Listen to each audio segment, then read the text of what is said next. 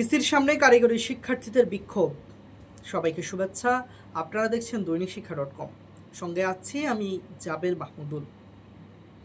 Diploma প্রকৌশলী ও BSc ডিগ্রিধারীদের সমস্যা নিরসনে সরকার গঠিত কমিটি বাতিল সহ কয়েকটি দাবিতে নির্বাচন কমিশন ভবনের সামনে বিক্ষোভ শুরু করেছেন কারিগরি শিক্ষার্থীরা। তারা বলছেন এই সিদ্ধান্ত জাতীয় নির্বাচন বানচালের ষড়যন্ত্রমূলক কর্মকাণ্ড।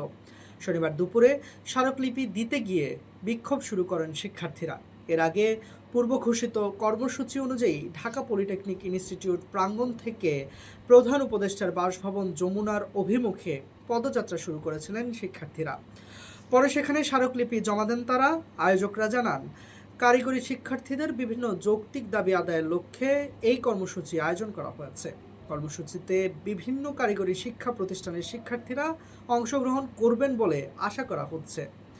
এ বিষয়ে ঢাকা পলিটেকনিক ইনস্টিটিউট সাংবাদিক সমিতির সাংগঠনিক সম্পাদক মোহাম্মদ তামিম আহমেদ বলেন, কারিগরি শিক্ষার্থীদের অধিকার ও দাবিগুলো যথাযথভাবে সংশ্লিষ্ট কর্তৃপক্ষের কাছে তুলে ধরতে আমাদের এই শান্তিপূর্ণ কর্মসূচি।